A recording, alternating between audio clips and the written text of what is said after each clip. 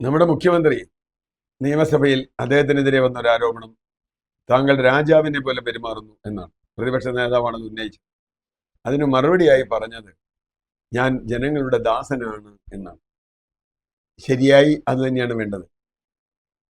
പണ്ട് മാർത്താണ്ഡവർമ്മ പത്മനാഭദാസനായ പോലെ ദാസനാവരുത് എന്നാണ് നമുക്ക് പറയാനുള്ളത്. പത്മനാഭദാസനായിട്ടാണ് തിരുവിതാംകൂർ മഹാരാജാക്കന്മാർ മാർത്താണ്ഡവർമ്മ മുതൽ ചെയ്തത്. അപ്പൊ വേറെ ഒരു മുതലാളിയുണ്ട്, ജനങ്ങളല്ല. ആരുടെ ദാസനാണ്? ജനങ്ങളുടെ ദാസൻ എന്ന് പറയുമ്പോൾ ജനങ്ങൾക്ക് അത് ബോധ്യം വരണമല്ലോ.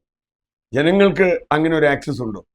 ഒരു കാര്യം മാത്രം ഓർത്താൽ, മുൻ മുഖ്യമന്ത്രി ഉമ്മൻചാണ്ടി മരിച്ചപ്പോൾ അദ്ദേഹത്തിന് കിട്ടിയ ജനകീയ സ്വീകാര്യതയുടെ ഒരു പ്രധാന കാരണം അതിൽ നിന്ന് തീർത്തും വ്യത്യസ്തനായ പിണറായി വിജയൻ കേരളത്തിൽ മുഖ്യമന്ത്രി ആയിരുന്നതാണ് എന്ന് ചില പത്രലേഖകർ റിപ്പോർട്ട് സൂചിപ്പിച്ചിട്ടുണ്ട്. കാരണം ജനങ്ങൾക്ക് എപ്പോഴും ആക്സസ് ഉള്ള, ജനങ്ങളുമായി എപ്പോഴും സംവദിക്കുന്ന, ജനങ്ങൾക്ക് എപ്പോഴും കാണാൻ കഴിയുന്ന ഒരാളായിരുന്നു ഉമ്മൻചാണ്ടി. അവസാന നിമിഷം വരെ അദ്ദേഹം അത് കാത്തു സൂക്ഷിച്ചു, മുഖ്യമന്ത്രി ആയിരുന്നപ്പോഴും പ്രതിപക്ഷ നേതാവായിരുന്നപ്പോഴും. പക്ഷേ അങ്ങനെ ജനങ്ങളുടെ ദാസനാണ് എന്ന് ബോധ്യപ്പെടുത്താൻ ബഹുമാനപ്പെട്ട പിണറായി വിജയൻ മുഖ്യമന്ത്രിക്ക് എപ്പോഴെങ്കിലും കഴിഞ്ഞിട്ടുണ്ടോ എന്നതാണ് ചോദ്യം. അദ്ദേഹത്തിന്റെ സ്വരത്തിലെ ധാർഷ്ട്യം അത് സത്യസന്ധത കൊണ്ടാണ് എന്നൊക്കെ നമുക്ക് വേണമെങ്കിൽ വ്യാഖ്യാനിക്കാം. ഇപ്പോൾ സഖാവ് ഇ കെ നായനാർ കേരളത്തിലെ ആളുകളോട് ചിലപ്പോൾ അങ്ങനെ തമാശയൊക്കെ പറഞ്ഞിട്ടുണ്ട്. താൻ പോടോ, നീ ആരാണ് എന്നൊക്കെ ചോദിച്ചിട്ടുണ്ട്. പക്ഷേ അതുപോലെയാണോ പിണറായി വിജയൻ ചോദിക്കുമ്പോഴുള്ളത്? ഒരു ഹാസ്യം പലപ്പോഴും നായനാരുടെ വാക്കുകളിലുണ്ട്. പക്ഷെ അതിനേക്കാൾ കൂടുതൽ സഖാവ് നായനാർ കേരളത്തിലെ ജനങ്ങൾക്ക് വേണ്ടി പൂർണ്ണ സമയം നിലകൊണ്ടു എന്ന വിശ്വാസം ജനങ്ങൾക്കുണ്ട്. എന്നാൽ ആ വിശ്വാസം സഖാവ് പിണറായി വിജയനെ കുറിച്ചുണ്ടോ എന്ന് അദ്ദേഹം തന്നെ ആത്മപരിശോധന നടത്തേണ്ടതാണ്. അല്ലെങ്കിൽ അദ്ദേഹത്തിന്റെ കൂടെ നിൽക്കുന്നവരെങ്കിലും അദ്ദേഹത്തോട് പറയേണ്ടതാണ്. ജനങ്ങൾക്ക് ആക്സസ് ഉണ്ടോ അദ്ദേഹത്തിലേക്ക്? പാർട്ടി ഭൂതങ്ങളുടെ അല്ലെങ്കിൽ പിണിയാളുകളുടെ, ചില പിണിയാളുകളുടെ പിൻബലത്തിൽ അദ്ദേഹം നിൽക്കുന്നു എന്നത് ഒരു രഹസ്യമൊന്നുമല്ല. അദ്ദേഹത്തിലേക്കുള്ള ആക്സസ് ഇല്ല. മാത്രമല്ല, ഒരു ക്ഷമയോടെ കാര്യങ്ങൾ കേട്ട് അതിലൊരു തീരുമാനമെടുക്കാനുള്ള ഒരു സന്മനസ് അദ്ദേഹം എപ്പോഴെങ്കിലും കാണിച്ചിട്ടുണ്ടോ? മാധ്യമങ്ങളോട് അദ്ദേഹം പെരുമാറുന്ന രീതി ഏതാണ്? ചെറ്റ എന്നൊക്കെ ഒരു മാധ്യമ പ്രവർത്തകരോട് വിളിക്കാൻ കഴിയുന്ന എങ്ങനെയാണ്? കടക്ക് പുറത്ത് എന്ന് പറയാൻ കഴിയുന്ന എങ്ങനെയാണ്?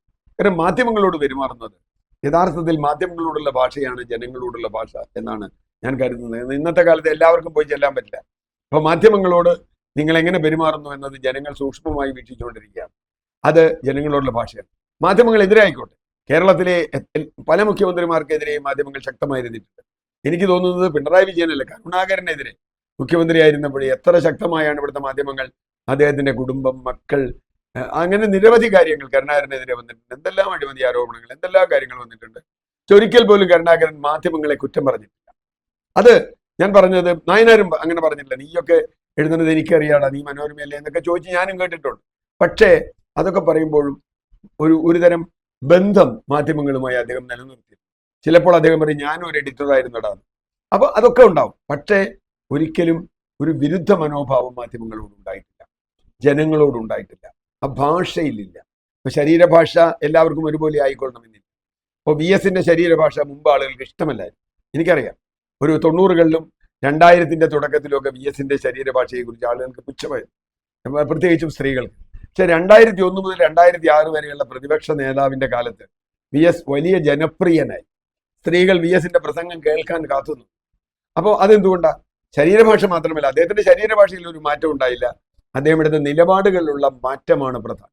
ഇവിടെയും മുഖ്യമന്ത്രി പരിഗണിക്കേണ്ടത് തന്റെ നിലപാടുകൾ. അദ്ദേഹം തന്നെ സ്വയം പറഞ്ഞിട്ട് കാര്യമില്ല, എന്റെ കയ്യിൽ ഇല്ല എന്നൊന്നും പറഞ്ഞിട്ട് കാര്യമില്ല. അപ്പൊ മകളുടെ അഴിമതിയെ കുറിച്ച് ചോദിക്കുമ്പോൾ ക്ഷുഭിതനാവുന്ന ഒരു മുഖ്യമന്ത്രി എന്തിനാ മുഖ്യമന്ത്രി ക്ഷുഭിതനാവേണ്ടത്? അങ്ങനെ ക്ഷുഭിതനാവാൻ പാടില്ല. ക്ഷുഭിതനാവുന്നത് അദ്ദേഹത്തിന്റെ ഉള്ളിൽ എന്തോ ഉണ്ട് എന്നതുകൊണ്ട്. അദ്ദേഹത്തിന്റെ ഭാഷയിൽ തന്നെ പറഞ്ഞാൽ മടിയിൽ കനം ഉള്ളത് കൊണ്ട് തന്നെ ആകണം അദ്ദേഹത്തിന് ദേഷ്യം വരുന്നത്.